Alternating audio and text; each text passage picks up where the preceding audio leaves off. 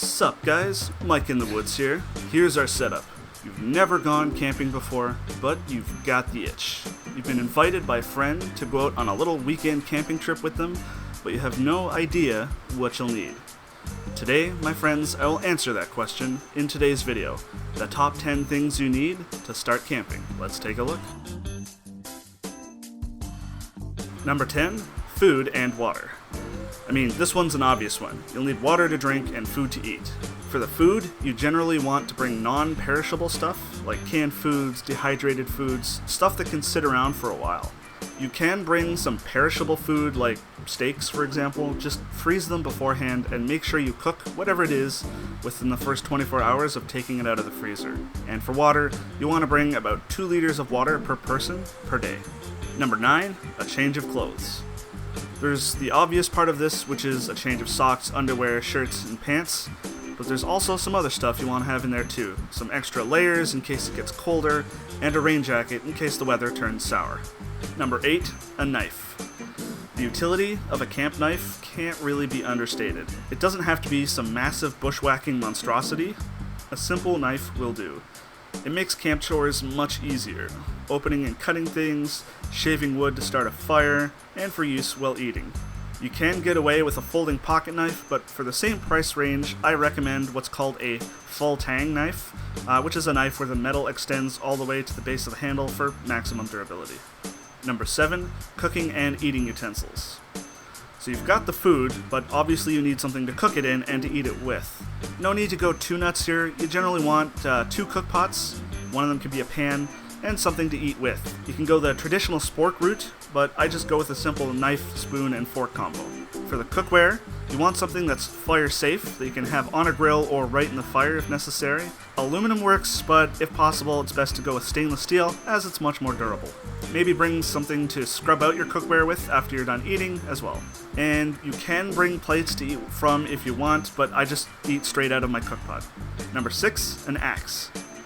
Campfires are an essential part of the camping experience. Now, the firewood you get from camp stores is already chopped up into large pieces, but those generally need to be cut down into smaller pieces for use in the fire. The reason being that, while larger pieces burn for longer, the fire is less intense and not that great for cooking. So you need an axe to chop them down into smaller pieces. And you want to aim to have your main fuel wood pieces to be about the same thickness as your wrist. Number 5, a flashlight. When night falls at camp, you'll be surprised at how dark nighttime actually gets with no other light sources around. There's no street lights and no ambient city light, so you'll need your own light source. You can get away with a standard handheld flashlight, although more seasoned campers opt for minor style headlamps to keep their hands free.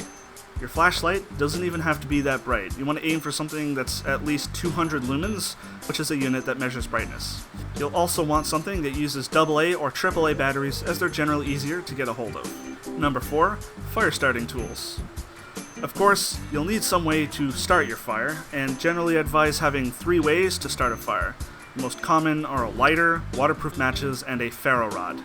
The first 2 are obvious, but if you don't know how to use a ferro rod, you essentially use the back of your knife or something else with a 90-degree hard angle and scrape it on the ferro rod towards your tinder, which creates a shower of sparks that ignites it. Number 3, a sleeping pad. When it comes to novice campers, I think this is the most neglected piece of kit. It seems like beginners, myself included, omit a sleeping pad and just sleep directly on the ground. And this is actually a big mistake, as the ground, even in the dead of summer, gets cold at night and leaches heat from you, more so than the ambient air around you. You want something to elevate you up off the ground, and you'll actually be surprised at how much warmer you sleep. There's 3 types of sleeping pads. There's closed self-foam, self-inflating, and inflatable.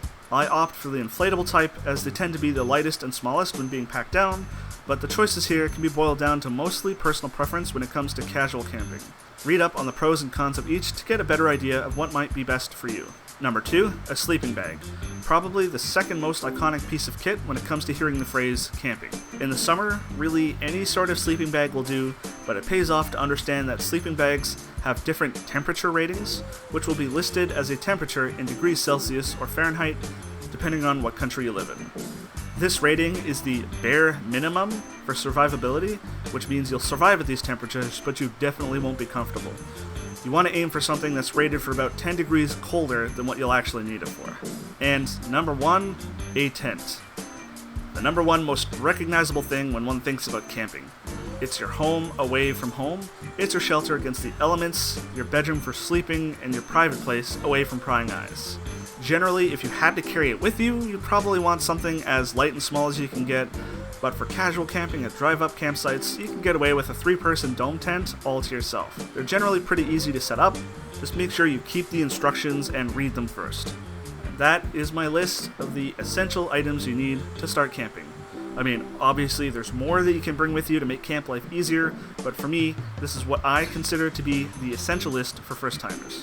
Be sure to check out the description of the video for a link to my other tutorials, including how to use a ferro rod and how to set up a campfire.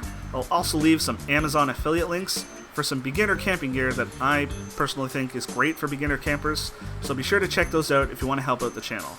Thanks for watching, guys. We're on our slow march towards 1,000 subscribers, so please be sure to subscribe. Maybe also leave a like and share this video with your friends. And I will see you next week.